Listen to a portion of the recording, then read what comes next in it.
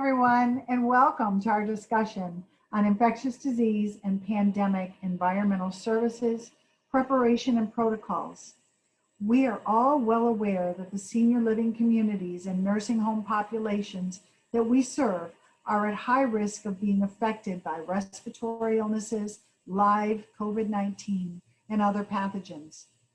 Today, we will touch on some of the many changes, regulations, and recommendations for your community environmental services and the role it plays in infectious disease mitigation and management. Today, I will share what the experts in long-term care environmental services business know so far and what we have learned during COVID-19.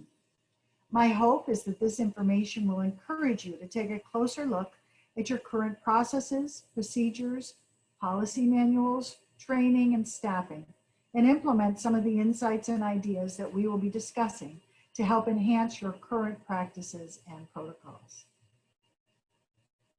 My name is Ann Skinner, and I'm really excited to be here. I love Leading Age. They're a fabulous partner. I worked with them for a long time, very closely, and I'm just excited to be back. I am the Director of Business Development for the state of Florida with 4M Building Solutions. We are a senior living environmental services and commercial janitorial service company. I am also a certified John C. Maxwell and Empowered Living executive coach, trainer, strategist for business and personal development. My passion is and always has been adding value and making an impact in the lives and businesses of those I know, serve, and meet throughout the day, and to have fun. You gotta have fun. I'm so excited again to be here, and Leading Age, I just wanna thank you. It's an honor to be able to present to all your members, so thank you for having me. I'm looking forward to adding value to you all and give you some things to take back and implement in your workday, facilities, and with those that you serve. I'm sure that many of you here are old friends of mine, that we've spent time together at industry activities. We've had a blast at the conventions, and we've been involved together with Leading Age and other state and national organizations. I want to send a warm hello to all attendees, whether you're here today live or whether you're going to be here over the next 2 months as Leading Age replays all these sessions. All my old friends and all my new friends, I'm excited to interact with you today in the chat.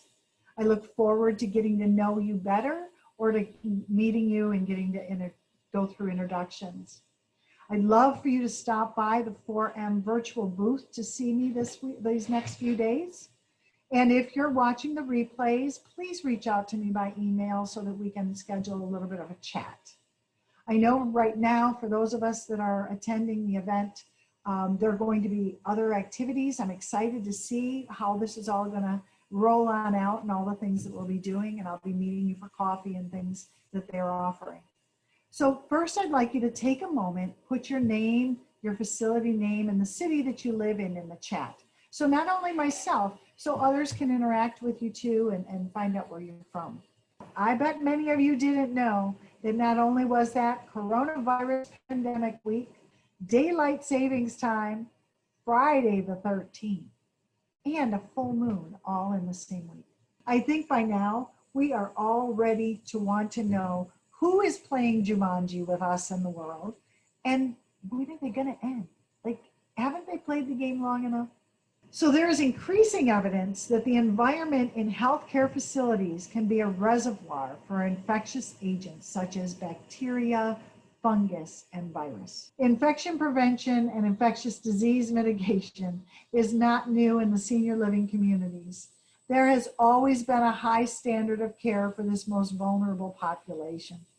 Yet in this COVID-19 pandemic, with increased regulations and scrutiny of long-term care facilities by CMS, OSHA, APIC, and a whole bunch of other agencies we know, environmental services has definitely taken the spotlight. In the midst of the pandemic, new regulations and guidance, increased training and certifications, new equipment and chemicals, and the uncertainty of the workforce make this a critical time to learn from leaders who specialize in cleaning, sanitizing, and disinfecting. So today we'll discuss the increased role of on-site infection preventionists and your environmental services team and how they've been tasked to take on more responsibilities. We'll also be touching on some updated guidance from the CDC and others. And then after a bird's eye view, we will then look at some of the biggest changes and insights the environmental services experts shared with me. Now, please keep in mind that regulations and requirements may be changed at any time, or they could differ by local and state agencies. So please be sure to reference your local, state, and federal agencies' most up-to-date regulations on environmental services and long-term care infectious disease mitigation regulations. So let's take a brief look at the COVID-19 pandemic from a little different angle next.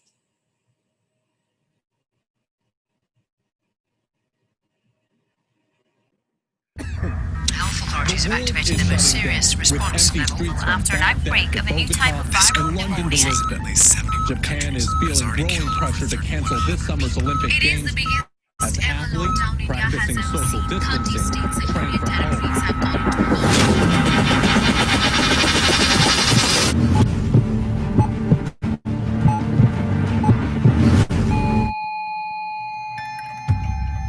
Coronavirus has halted us in our tracks, in our runways and on our roads. As it brought together death and illness, and also curbed our freedom, this period will also be remembered for the lessons it has taught us. Thank you, coronavirus, for in shutting schools, closing markets, slowing work, you have reminded us to be grateful for what we have, to not take any of it for granted. As our normal life comes to a standstill, we are learning to appreciate it for its luxuries and its routine. Thank you for separating and creating a social distance. In that distance, we grew closer. We are now catching up with friends and families we missed while we were too caught up in the busyness of life. Thank you for confirming that it is humans and our activities that have been killing our planet. While cities go under lockdown and we isolate ourselves, nature is replenishing. Skies have become cleaner, water is cleaner, and emissions have reduced, giving us a vision, teaching us this is proof enough to push for long-term changes. Thank you for pushing us to reevaluate our lives, giving us the gift of time, allowing us to pause, reflect, and introspect. We are now forced to prioritize what is important to us. What we thought to be looming problems might not be as big after all. Thank you, coronavirus, for bringing us together as a community, for making us pick our battles mindfully and reminding us that the fight for one is a fight for all. Putting aside our differences, we will get through this as a stronger, more resilient, and a better world for all. Okay, I love that video. I hope you did too. Within the many messages of COVID-19, as we just saw, in any crisis, opening our minds and our hearts, we will always find messages of hope, positive change, and growth. And not only can we see the better future ahead, but if we are wise, we will use the time and challenges as an opportunity to create ourselves and the life that we want to step into when this is over. We've been given some extra time. I know you're working really hard. And actually, probably we're all working a little harder than we did some days. But I think that we've been given some extra time other parts of the day and just so many new things. The sky is more beautiful. I love when he says it because I've been noticing it every single day.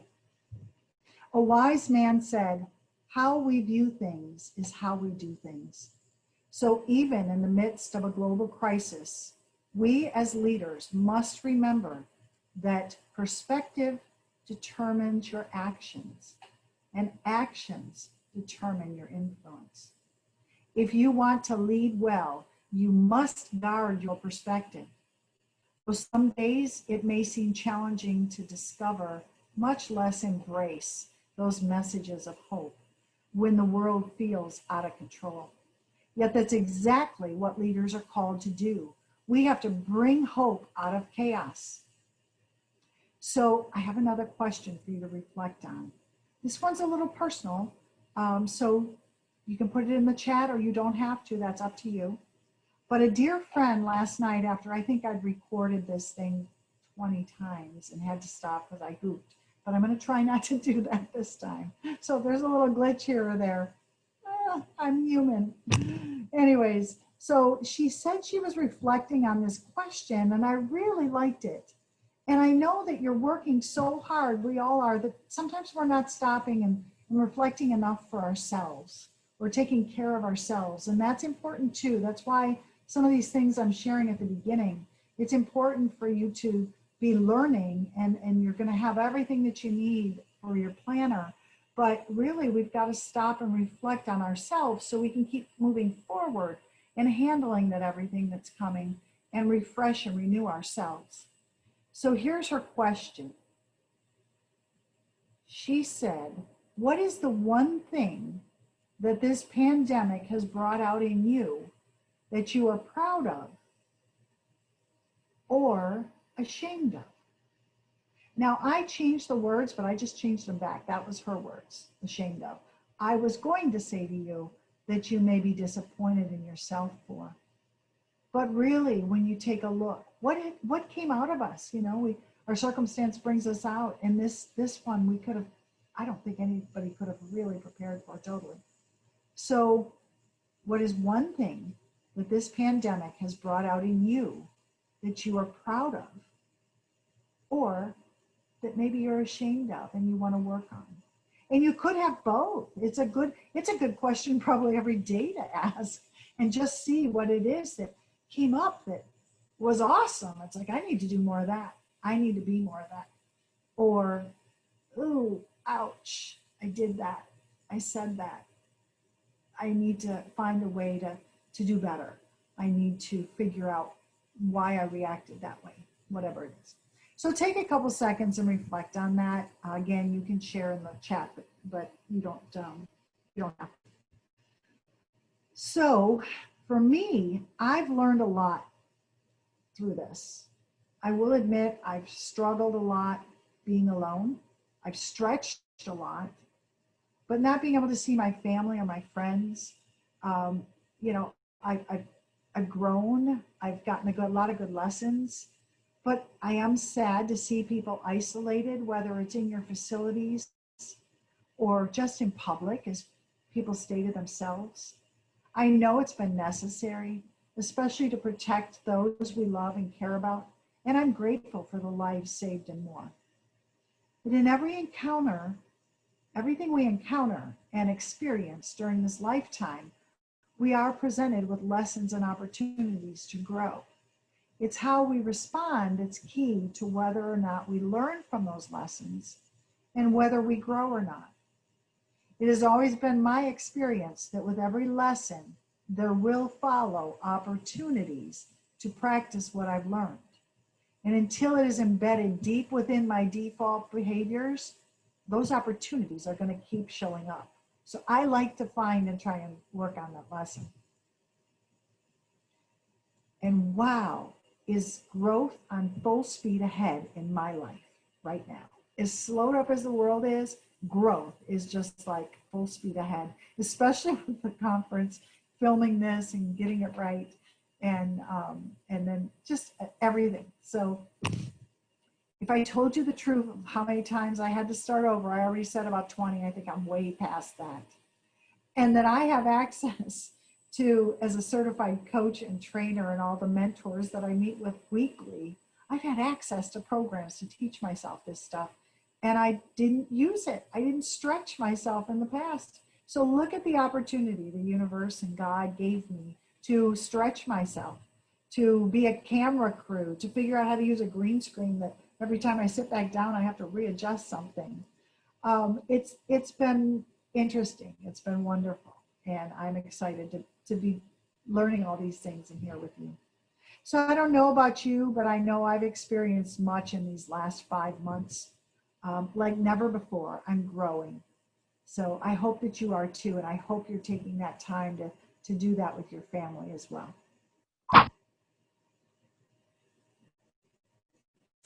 Now, during the COVID-19, new regulations, as always, but a lot more now, in long-term care have really focused on infection prevention and preparation. One of our experts in the industry, actually many people worked on this, so you probably have 150 years of experience that put this document together.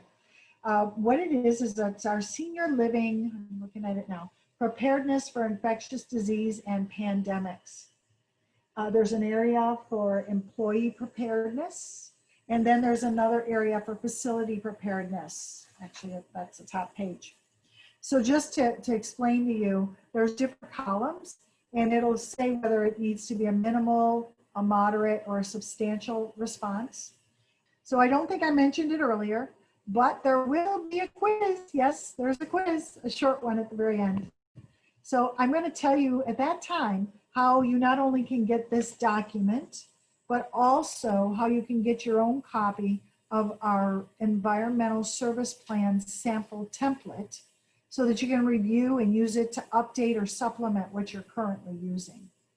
We also have a COVID-19 toolkit that I've put a lot of the things that when I was researching, I found.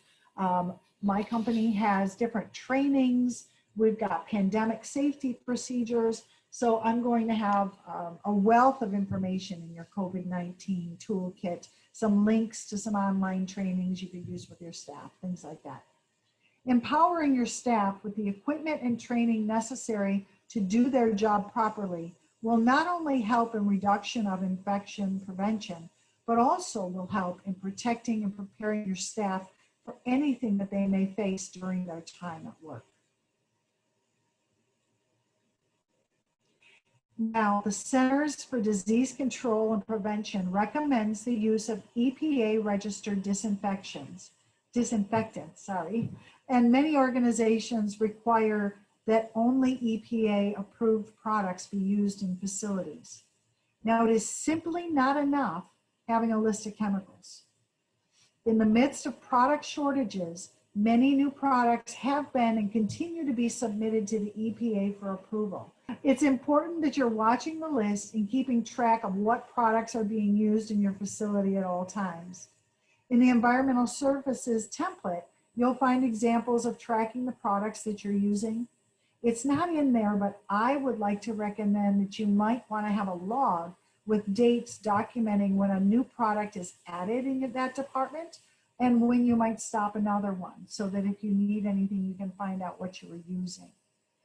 Now also, while the CDC recommends the use of EPA-registered disinfectants, the CDC also makes reference to the use of bleach with the disclaimer, if appropriate for the surface, bleach, while effective against viruses, can be used correctly.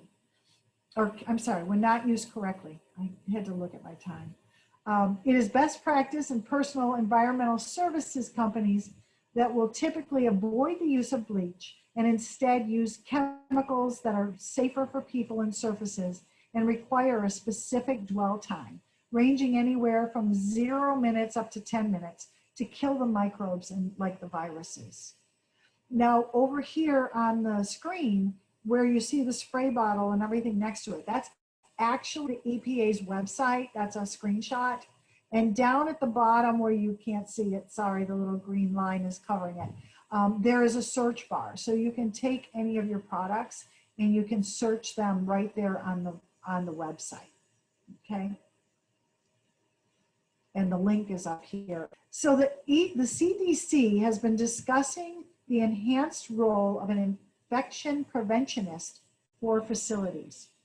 On November 28, 2019, Phase 3 of the CMS final requirements of participation for long-term care facilities went into effect.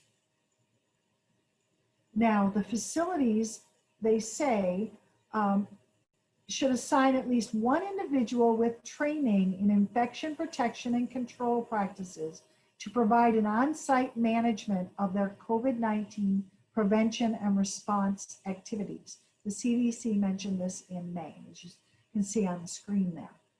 Now, does your facility have an IPC or an infection preventionist specialist? Are one of your team members in this role? Or if you outsource in this department, do you know if they have an IPC on staff? So please drop your response in the chat. I'm curious to hear how many of you know if they've done that or if you've read up on this a little bit more. Okay, so in the month prior to CMS announcing the establishment of a new independent commission that will be conducting a comprehensive assessment of the nursing home response to the 2019 coronavirus pandemic, they were discussing and recommending the infection preventionist. Now, this builds upon the agency's 5-part plan that they unveiled in April of 2019 to ensure safety and quality in America's nursing homes. The commission is expected to develop recommendations in the following 3 key areas. So, proactive response. This, they're saying, is when putting nursing home and community residents first by ensuring they are protected from COVID-19 and improving responsiveness of care delivery to maximize the quality of life for residents. So they'll be focusing on proactive responses. Identification and mitigation, to strengthen efforts to enable rapid and effective identification and mitigation of COVID-19 transmission and other infectious diseases in nursing homes. And then the third is compliance, enhancing strategies to improve compliance with infection control policies in response to COVID-19. You will definitely want to keep an eye out for updates and recommendations from this Coronavirus Commission for Safety and Quality in Nursing Homes as their findings are reported. I have the link here for you on this. And again, this document will also be included in your toolbox. Now, researchers have found that pathogens in concentration great enough to transmit infection can spread from residents to surfaces. Incomplete cleaning and disinfection procedures, combined with the persistence of pathogens in the environment, increase the risk that our staff, residents, patients, and their families will become contaminated and could possibly cause a spread in the facility and outside. Sanitizing, cleaning, and disinfecting are frequently interchanged in discussions, even though there are differences between them. A disinfectant is a chemical that completely destroys all organisms listed on its label. Now, from the EPA guidelines, disinfectants must reduce the level of pathogenic viruses and bacteria by 99.999% during a time frame greater than 5 minutes, but less than 10 minutes. A sanitizer, on the other hand, is a chemical that reduces the number of microorganisms to a safe level. It doesn't need to eliminate 100% of all organisms to be effective. So sanitizers do not kill viruses. Cleaning often means simply removing visible dirt off the surface. Disinfecting chemicals all have a dwell time, or the time that the chemical must be in contact with the surface before it can be removed. Adding to the current scope of work with these new requirements can put your environmental services staff and the infection preventionists at risk without proper training and oversight.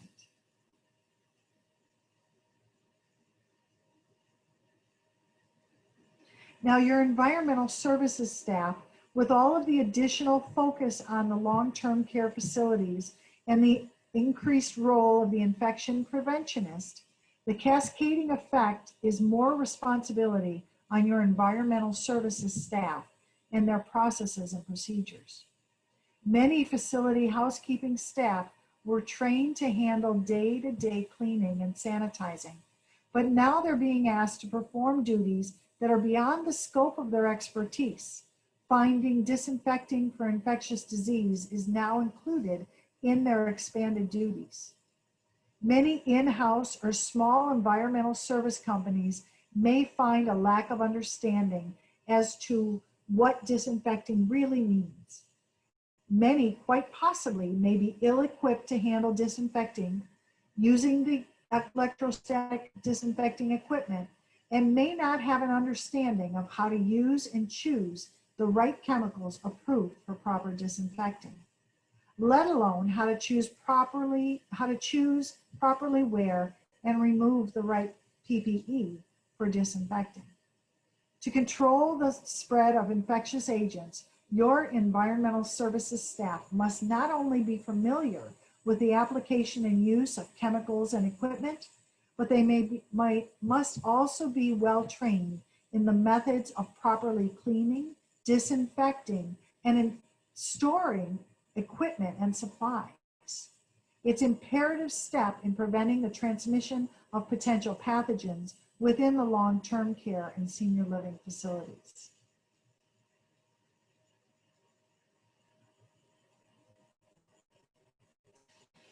Now, empowering your staff with the equipment and training necessary to do their job properly will not only help in the reduction of infection prevention, but also in protecting and preparing your staff for anything they may face during their time at work.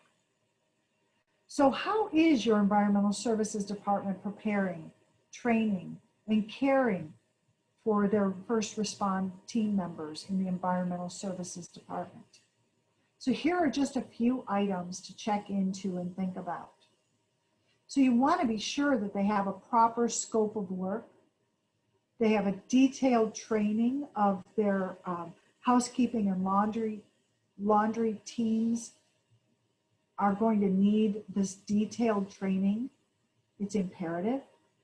Extensive new employee training, oversight, and ongoing education and communication for all staff.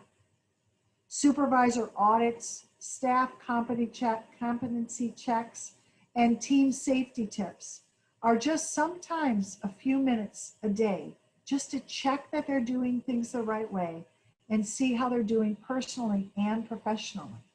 We can't forget that with all the social distancing, all the anxiety and the stress and the fear being put out by this COVID-19, we want to check in on all levels with our staff. Now, some of the tools I've got here on the picture, I wanted to show you, this is on the bottom. Let's see if I can get this thing to work. Oh, it's a laser pointer. Let's do the laser pointer. Okay, so this competency checklist here, we have multiple, and I'm going to share those in your toolkits. The competency checks are really important. You know, if they're not wearing their PPE properly, they could get sick. You're going to lose a staff member for a little bit when they go in quarantine. You want to be sure that they're cleaning the rooms properly.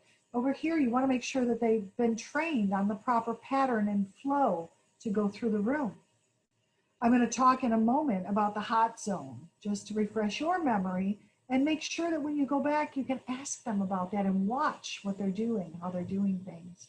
So you're going to get checklists, all kinds of things. You want to be sure to take time and tell them they're awesome. You know, take them aside and again, talk and just see what's going on and let them know that they're appreciated as well and make sure their family's doing well. Now, for those of you that may be in-house, I wanted to share here this BSCAI organization. Our company uses them for some trainings, I understand, or at least that's how I heard about it. And they have a COVID-19 disinfection and safety course. So that might be a good place for you guys to start, but at least it's a website if you're in-house and you need some extra training. Leadership is the ability to facilitate movement in the needed direction. and have people feel good about it. And that's what it's about. Making sure that your staff can do what's necessary to keep them safe, healthy, and happy. And the same for your residents in your building. That well-oiled machine.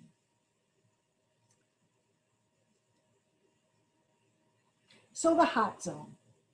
The equipment and areas closest to the resident are the most contaminated. And this is something that even if your staff knows it, it's a really good thing to bring up in team meetings again every now and then, just to remind them. So the equipment and areas closest to the resident are the most contaminated, and they're considered the hot zone, the red in there in the middle. So as you move further from the resident, surfaces are less contaminated. So starting with the bed will allow adequate contact time with the disinfectant. Once the hot zone has been cleaned and disinfected, a fresh cleaning white cloth and work clockwise from the cleaner to the dirtier, or the green to yellow ring in the diagram. So the levels of potential environmental contamination are very important to again, make sure that your staff is up on that. Seems simple, but we're at a different time now. So COVID-19, what have we learned? I found a quote that I felt was so relevant for these times. As you all continue to transform yourselves and your teams, rallying everyone every day and night, bringing joy, light, and peace to those you serve and those you lead, while at the same time you do whatever is necessary to protect and serve your community families, internal and external. And then you go home and do the same all over again for your loved ones. But I just loved this quote from John Perennis: treat this crisis as a practice for the next crisis. And this is why I want to share what we've learned so you can continue to build on that for future. Let's hope we never have another one of these, but we want to be prepared. We're all hurricane fighters here in Florida, so we understand that. So the COVID-19 pandemic, of course, has exposed weaknesses and gaps in a number of areas. And because of that, environmental service staff have taken the spotlight. In long-term care communities and facilities, it is even more important now because as we all know, these residents have nowhere else to go. Your facility is their home. Almost daily, various agencies are providing new or changed guidelines, recommendations, and new regulations. I hope that the overview of environmental services has helped you in assessing and considering how what you're doing at your building is working. So now let's take a look at what the experts in the environmental services industry have shared with me as some of the biggest shifts and changes since the beginning of COVID-19, and how these can be incorporated in your building, as well as in your environmental services, general cleaning, infectious disease, and pandemic plan. At the onset of the recent COVID-19 pandemic, many in-house environmental staffs were at a disadvantage. They were at a disadvantage when it came to sourcing equipment and commercial chemicals. Well, let me take a drink. When demand spiked, chemical distributors ran short, and those that did not have extra product or relationships with national buying organizations had to wait until product became available. On the commercial side, some were waiting like a long time. The same went for PPE, chemicals, and disinfecting equipment, like electrostatic spraying equipment, which many facilities with in-house staff or ill-equipped providers were scrambling for. Also, it was hard to find qualified outsiders with the time and equipment to come in and do electrostatic services as needed. The experts I interviewed suggested to me that the best practice moving forward would be to have a minimum of 3 months environmental supplies on hand, and to keep an eye on national and international patterns of infectious disease outbreaks that could affect the flow of products into the market. If you see such a change, be sure to get your orders in early and increase your supply stock. For example, my executive vice president shared with me that just before the US COVID outbreak, it was reported that China had reduced its exporting of masks and other PPE upwards of 40%. If we'd known this, and those that recognized it, this would be a red flag for your environmental services procurement specialist, that a shortage could be imminent. Another interesting fact with the increase of demand for sanitizers, such as Purell, was not as much a shortage of the product, but with the unexpected rapid demand for increased bottle and dispensers from many new sources, such as commercial buildings and personal use, there was a quick shortage in the containers for the product, and many large users had to buy barrels and then figure out how to get that to their clients and their environmental service teams in the field. It has definitely been a time of innovation since this started. Now, touch points have always been a key area of environmental services, housekeeping, and janitorial. One of the first changes, though, was touch point area sanitizing and disinfecting, which was a daily practice, has now become an every 3 to 4 hour protocol in our buildings. Some have opted to have a specialist, a touch point and or disinfecting specialist. For us, these are very easily identifiable. They go through the building with a white lab coat on and are seen throughout the building following a specified high traffic path through the buildings. Not only does this assist in infectious disease management, but the appearance of consistent cleaning and then consistently cleaning helps in many ways to reduce fear and anxiety of increased illness or danger. Some buildings who may not have had an extra team member for this position have been known to supplement touch point frequency work with trained CNAs or other staff members. Facilities are required to isolate those with infectious disease or a potential COVID-19 diagnosis. Now, please keep in mind that regulations and requirements could differ by local and state agencies and may be changed at any time. So always, please be sure to stay updated and reference your local, state, and federal agencies. Look at the most up-to-date regulations on long-term care infectious disease management. What we're seeing in our buildings is a little different in some states, but the isolation rooms are single resident in each isolation room. They have a dedicated housekeeper. So if there's a wing with 5 COVID rooms, that housekeeper can only work in those 5 rooms. So if one person is in a COVID room and there's 4 empty rooms, that housekeeper cannot go help somewhere else. They still are dedicated and they need to stay in this area.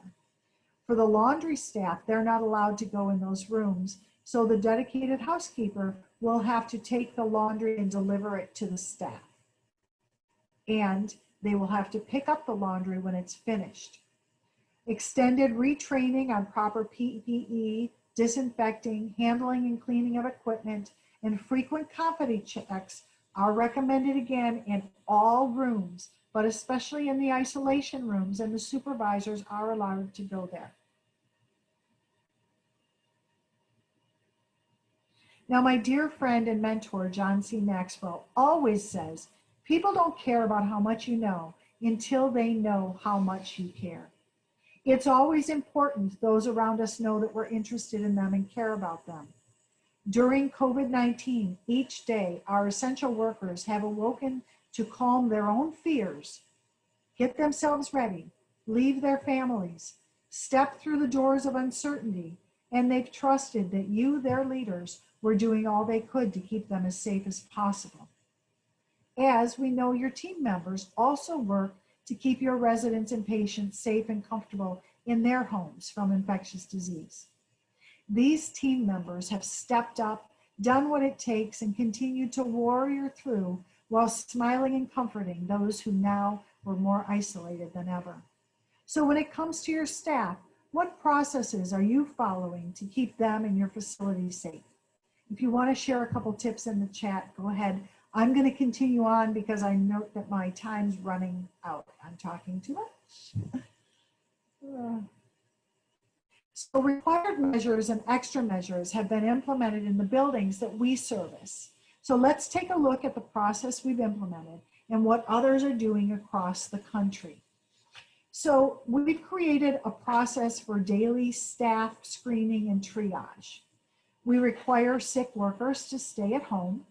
We have daily attestations, and these have to be answered by the staff. We ask them to look at them at home, but then we also, the supervisor meets them and goes through them when they arrive. The supervisor shall deny access to the facility if they answer yes to any of these 4 questions. Within the last 10 days, have you or are you currently suffering from COVID-19 symptoms? And it has more. I'm running out of time, so I'm going to get this to you too. But they go through the 4 questions. They can be denied access to the facility. They would then be separated. The team member would be separated from the others and would require a self-quarantine at home for 14 days at the time that I wrote this. We know things are changing.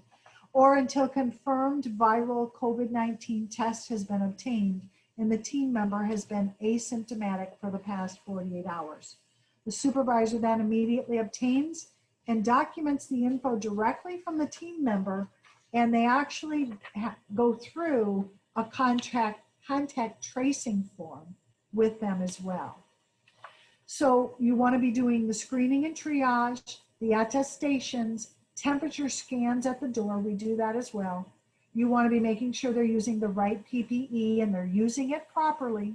You want to be sure they're social distancing. And then have absentee, this is important, have absentee planning in place, especially if you're an in-house facility for your environmental services, because if someone is sick, who's going to take the spot? You need someone that understands and is trained in disinfecting and everything.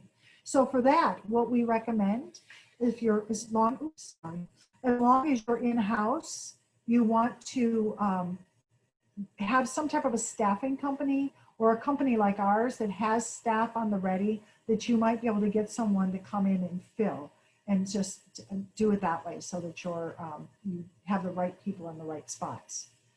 We talked about the staff quarantine. We have a program called Caring, where we communicate with the staff during isolation, let them know that we care about them. How are they doing? We're looking forward to them coming back. They may have questions about some of the residents to see how they're doing, since everybody's a big family. We know that in your facilities. So be sure to also to speak with your HR department and understand and discuss privacy and HIPAA regulations around these type of services or these type of policies with your staff, so that you're following protocol. Now, senior living leadership, we know that every day you're processing a million changes, and this is what it feels like right now. I read a quote that always reminded me of the heart of senior living and long-term care executives and leadership. Here's the quote. "To me, the most beautiful people are those who are able to transcend and lose themselves in the joy of service to others."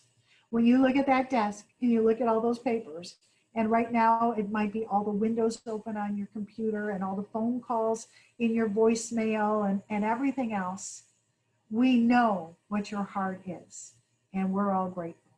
So you, my friends, are my heroes, and I am positive the hero to so many that you don't even realize it.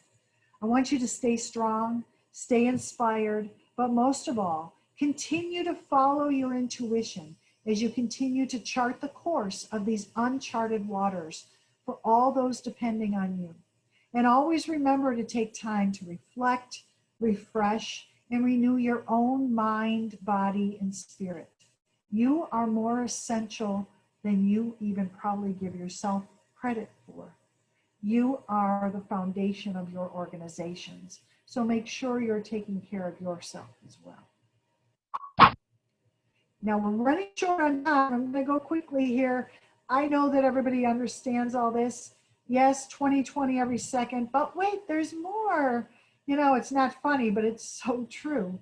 There's always more to learn and know in the senior living and long-term care industry. And just when you think you've got it down, they change it again, right? So keeping up with all the agencies takes much due diligence. But again, we here in Florida have the best resources in the selfless team at Leading Age Florida and other state and local organizations, always rolling up their sleeves and doing whatever it takes to protect and champion for excellence in care and quality with you and for all of you and your residents. Now, please continue to lean in and lean on these organizations and check the updates from all of the federal and state organizations as well. So in my quest to always grow and become the best, I work with a high performance mentor, and I love some of the tools and skills he's taught me that would have helped me years ago. And you may already have something like this, but I will get this out to you as well. This is called the Productivity Planner. It's by Brendan Burchard, and I start and end my day with this.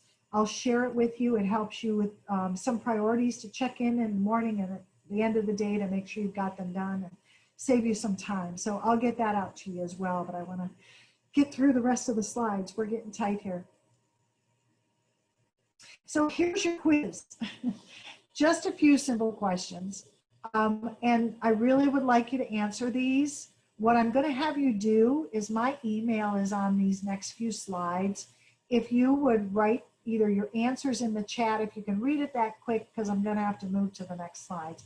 Or if right now you would just write a note or pick up your phone and email me and put CEU bonuses in the description. Email me at askinner@4-m.com. And what I'm going to do when I get that is I'm not only going to email you the quiz so that you can finish it and send it back, and then when I get it back, you're going to get 4 tickets into the raffle for a $100 gift certificate and a package of goodies that'll be sent with it. Now, this drawing won't be held until about 2 months from the convention when Leading Age has closed off the replays. So all attendees to this session are eligible.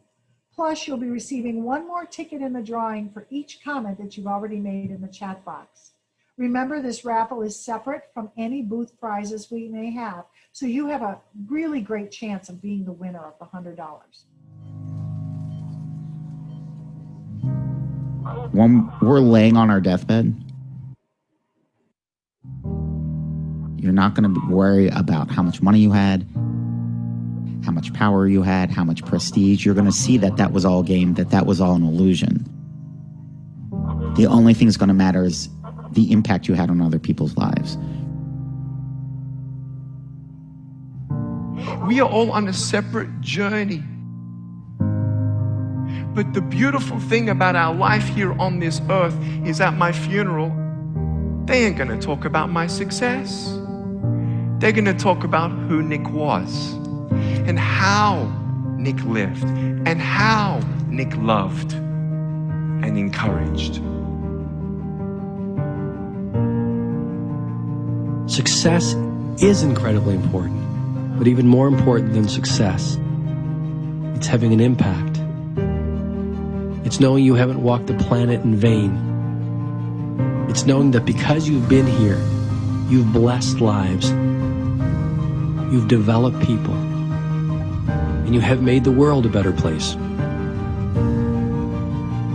The effect you have on others is the most valuable currency there is. Everything you gain in life will rot and fall apart, and all that will be left of you is what was in your heart.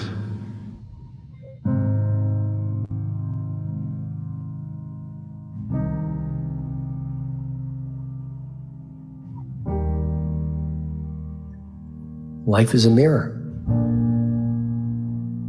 and life gives us not what we want.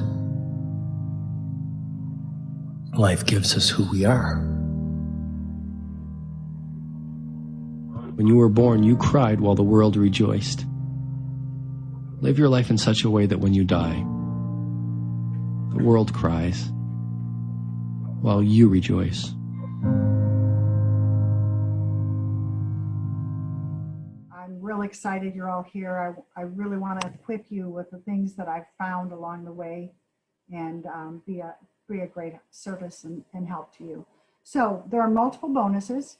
So please, everyone that's joined me today, just pull out your phone on your computer and shoot me an email right now at askinner@4-m.com and just write CEU bonuses.